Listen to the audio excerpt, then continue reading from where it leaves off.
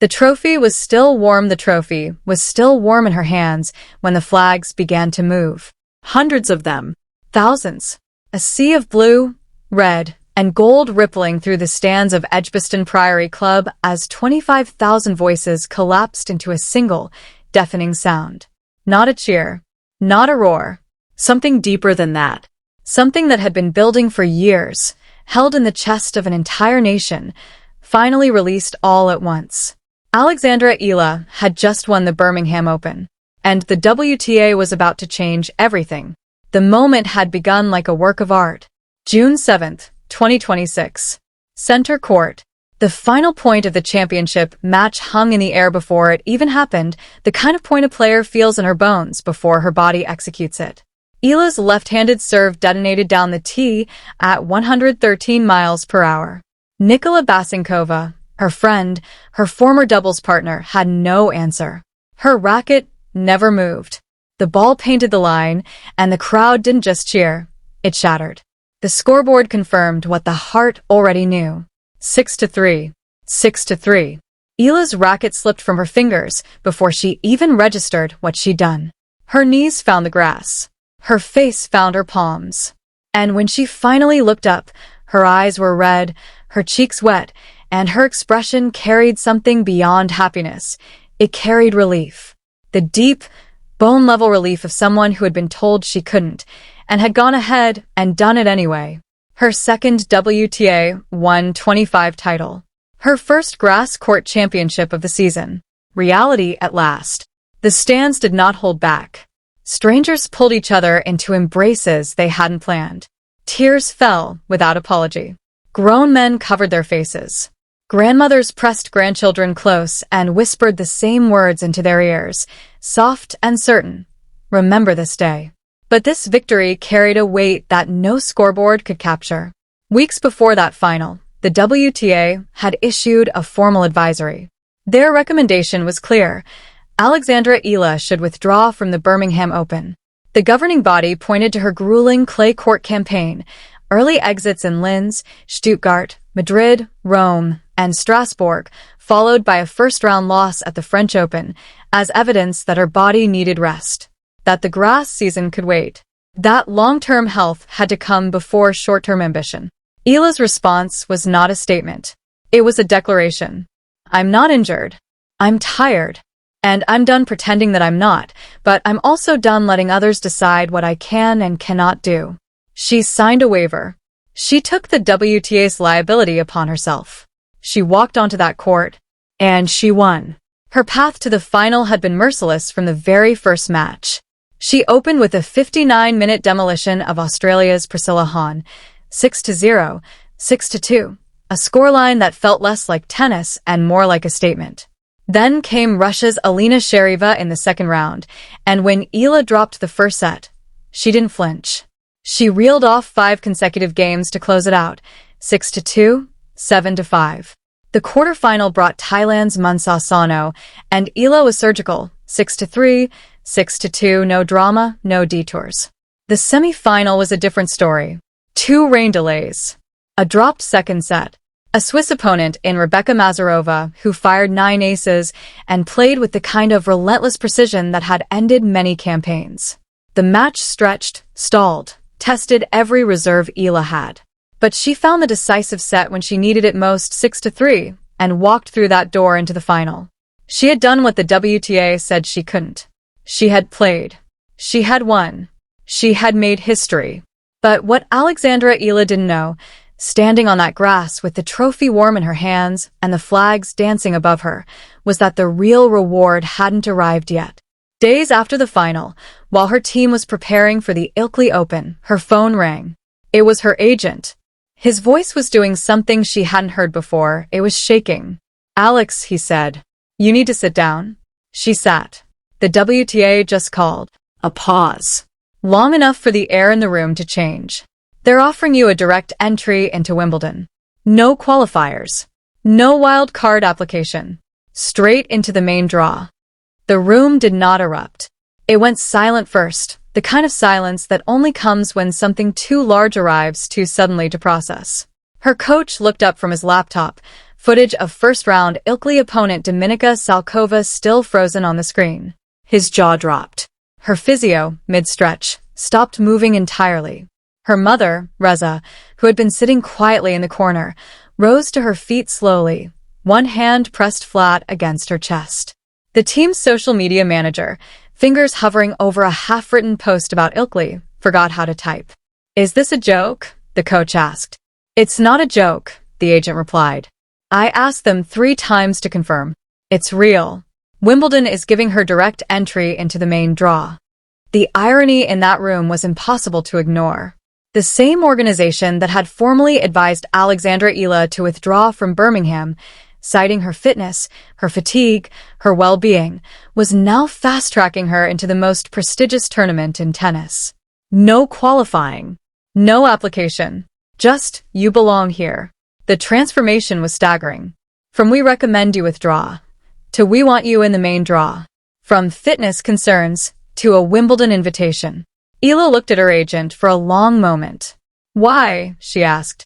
Her voice was calm, but her eyes were searching. Her agent could only shrug. "They didn't say, but I think we know why. You proved them wrong. You proved everyone wrong. And now they're acknowledging it." She nodded slowly.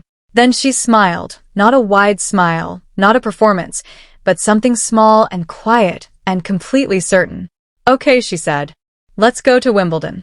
The room erupted then. High fives crossed the air. Embraces landed hard. Tears fell again. Different tears this time, shaped by joy instead of disbelief. Her mother, Reza, pulled her close and held her with a kind of grip that doesn't need words, whispering something private and full of gratitude into her daughter's hair. But beneath the celebration, a question lingered, one nobody dared to ask aloud. Was this a reward? Or was it a test? Wimbledon was not Birmingham. The grass was different, the pressure heavier, the spotlight unforgiving in ways no WTA 125 event could prepare you for. And Alexandra Eala had never won a Grand Slam match in her career. Not once. The WTA wasn't simply handing her an opportunity. They were placing her directly beneath the brightest light in the sport. The world would now see whether she was truly ready. June 11th, 2026. The announcement came on a quiet Thursday morning, and it did not stay quiet for long. The Wimbledon Committee, in coordination with the WTA, released a statement that sent shockwaves through every corner of professional tennis. The All England Club is pleased to announce that Alexandra Eala of the Philippines has been granted direct entry into the main draw of the 2026 Wimbledon Championships. Miss Eala's outstanding performances on the WTA Tour, including her recent victory at the Birmingham Open, have demonstrated her readiness to compete at the highest level of the sport. Polite. Professional. Utterly unprecedented. For a player ranked 37th in the world, one who had never won a Grand Slam match, never advanced past the early rounds of a major, and whose only previous Wimbledon appearance had ended in a first-round qualifying loss in 2025, direct main draw entry was almost unheard of. Wildcard spots at the All England Club had always been reserved for British hopefuls, former champions, or promising juniors with deep ties to the tournament's history. Alexandra Eala was none of those things. She was a 21-year-old from Quezon City. A nation with no Grand Slam champions. A country where tennis was still widely considered a luxury sport, inaccessible to most.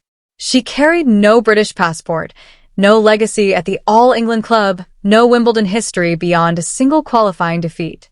And yet she was in. The tennis world did not respond calmly. "This is unprecedented," one journalist wrote on social media.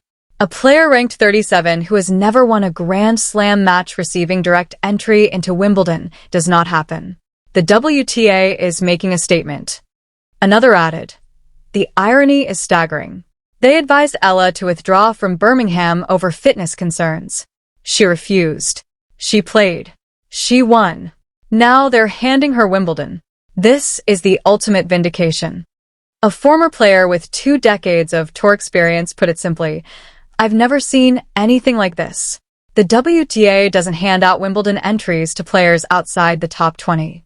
They're making an exception for Alexandra Eala. That tells you everything about her potential. The fans responded with even greater intensity. From Manila, the WTA tried to stop her. She proved them wrong. Now they're giving her Wimbledon. This isn't just a wild card. It's an apology.